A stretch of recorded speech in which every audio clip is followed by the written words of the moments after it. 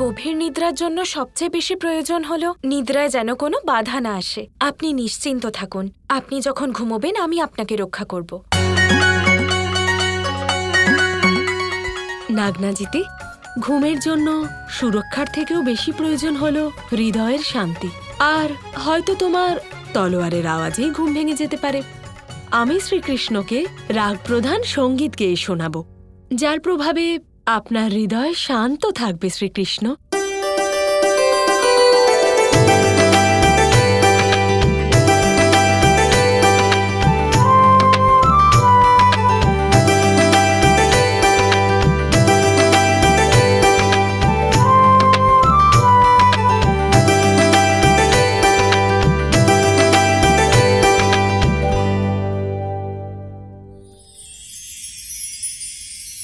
হে প্রভু, আপনার সামনে আমি নতমস্তক হচ্ছি। আপনি এটা প্রমাণ করে দিয়েছেন যে আপনার থেকে বুদ্ধিমান আর কেউ নেই, আর কেউ নেই। আর দেবী রাধাকে যে আমি কি বলি আমার মাথায় সেটাও আসছে না। উনি আমার ওপর অবশ্যই রাগ করবেন প্রভু। সেই জন্য আমি সিদ্ধান্ত নিয়ে ফেলেছি যে সবাই ঘুম থেকে ওঠার পূর্বেই আমি আমার প্রভুর দ্বারকা ছেড়ে চলে যাব। শ্রীকৃষ্ণ, আমি আপনার জন্য বৈদিক মন্ত্র উচ্চারণ করব, যার ফলে এই কক্ষ ইতিবাচক শক্তির দ্বারা পরিপূর্ণ হয়ে উঠবে।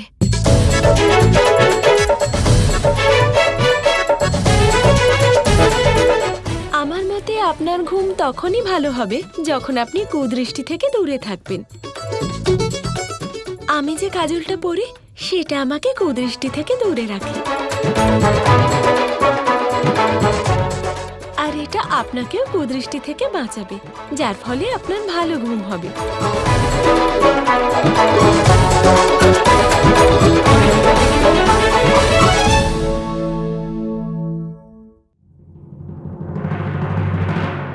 সবাই আপনার জন্য কিছু না কিছু নিয়ে এসেছে শ্রীকৃষ্ণ, কিন্তু আমি শুধু আপনার জন্য নিজের প্রেম নিয়ে এসেছি। আমার প্রেম গ্রহণ করুন।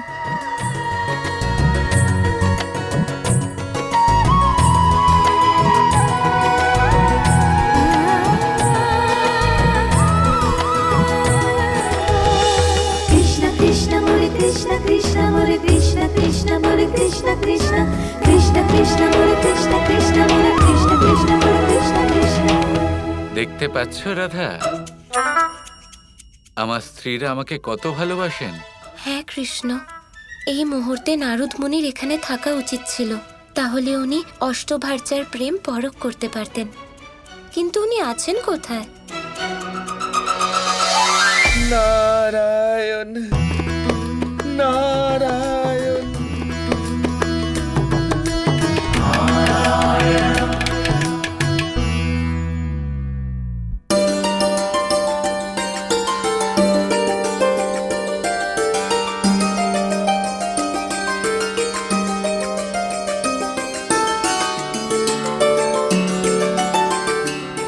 নারদ মুনির সকল রানীদের ভালোবাসা পরখ করার এই সুযোগ ত্যাগ করা উচিত হলো না। এতে চিন্তার কি আছে? নারদ মশাই আবার কোথায় পালিয়ে যাচ্ছেন? উনি তো এখানেই আছেন। উনি আরো অনেক সুযোগ পাবেন এইসব দেখার। ঠিক বলেছ তুমি কৃষ্ণ, প্রেম পরখ করে দেখার এই সমাধান কত ভালো। আমার পূর্ণ বিশ্বাস খুব তাড়াতাড়ি আমাদের এই সমস্যার সমাধান হবে। অবশ্যই হবে। নারদমণি তো নিজের তানপুরা নিয়ে পালিয়ে যেতে চলেছেন রাধা। কাল এখানে নারদমণি থাকবেন না, আর ওনার সাথে সাথে এই সমস্যাও এখান থেকে চলে যাবে।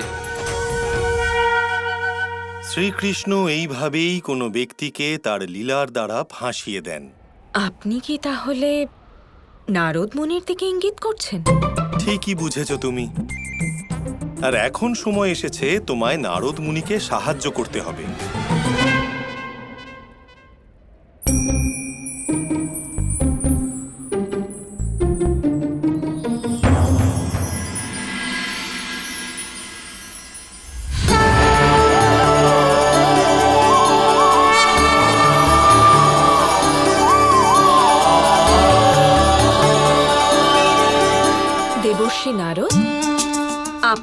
কি করছেন?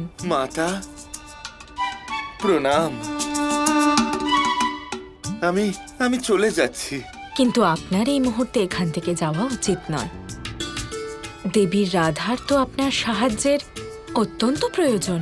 শ্রীকৃষ্ণ যে জাল বিস্তার করেছেন তাতে আমি ফেঁসে গেছি।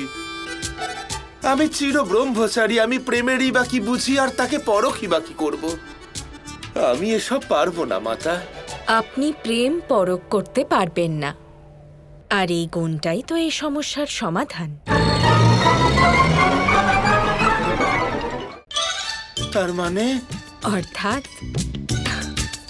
আমি আপনাকে বিস্তারিতভাবে বোঝাচ্ছি। দেবর্ষী, আপনি তো মহাজ্ঞানী। বোঝার চেষ্টা করুন। শ্রীকৃষ্ণ এটাই চেয়েছিলেন যে আপনি যেন মহল ছেড়ে চলে যান। কিন্তু মাতা, আমার কাছে তো আর কোনো পথ নেই। আমি আর কি বা করতে পারি মাতা? পথ আছে। শ্রীকৃষ্ণ এটাই বলেছিলেন, তাই না, যে যে রানী ওনাকে সবচেয়ে বেশি ভালোবাসেন সেই ওনার সাথে যজ্ঞে বসবেন। আর সেটা আপনি পরখ করতে পারবেন না, কারণ প্রেমের ব্যাপারে দেবী রাধার থেকে বেশি আর কেই বা জানেন। অষ্টভার্যাকে স্বয়ং দেবী রাধা পরখ করবেন, আর তারপর আপনি এবং দেবী রাধা একসাথে আপনারা দুজন মিলে অশ্বমেধ যজ্ঞের আয়োজন করেছেন। এই কথাটা তো শ্রীকৃষ্ণ ভালো করেই জানেন যে এইবার দেবী রাধা আপনার পক্ষে আছেন। হ্যাঁ মাতা, এটা তো সত্যি কথা। তাহলে দেরি করছেন কেন? আপনি দ্বারকা ছেড়ে কোথাও যাচ্ছেন না। তাহলে যান, শ্রীকৃষ্ণর কাছে যান আর ওনাকে বলুন যে দেবী রাধা আপনার পক্ষে আছেন, আর প্রেমের পরখ দেবী রাধা করবেন।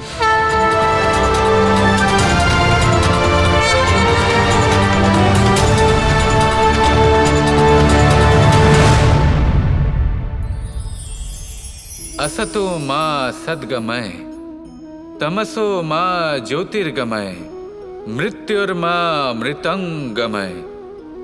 জ্ঞান সেটাই যা অসত্য থেকে সত্যের পথে চালিত করে। প্রকাশ সেটাই যা অন্ধকার থেকে আলোর পথে নিয়ে আসে। জীবন সেটাই যা মৃত্যু থেকে অমরত্বের পথে নিয়ে যায়। এবার এই তিনটে, জ্ঞান, জীবন এবং প্রকাশ, একই রকম। শূন্য থেকে এর উৎপত্তি হয় এবং আস্তে আস্তে আপনার জীবনে বিস্তার লাভ করে। এবার আমরা এটাই ভাবি যে কেমন করে এই তিনটিকে আগলে রাখা যায়। এর উত্তর হলো, এদের আগলে রাখার প্রয়োজনই নেই, ভাগ করে দিতে হবে।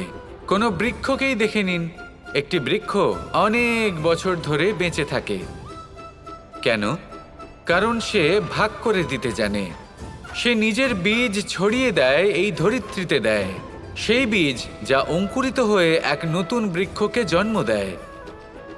শুধু ছড়িয়ে দিয়ে একটি বৃক্ষ জীবন দান করতে পারে। যদি কোনো ব্যক্তি জ্ঞান ছড়াতে শিখে যান, যদি প্রকাশ, আলোর কিরণ ছড়িয়ে দিতে শিখে যায়, কোনো ব্যক্তি তার জীবনের সুখ ছড়িয়ে দিতে শিখে যান, তাহলে তিনি মৃত্যুর পরও মৃত হন না। এই ভাগ করে দেওয়ার সুখটাই কিছুটা আলাদা। এই সুখ অনুভব করুন আর আমার সাথে ভালোবেসে বলুন, রাধা রাধা।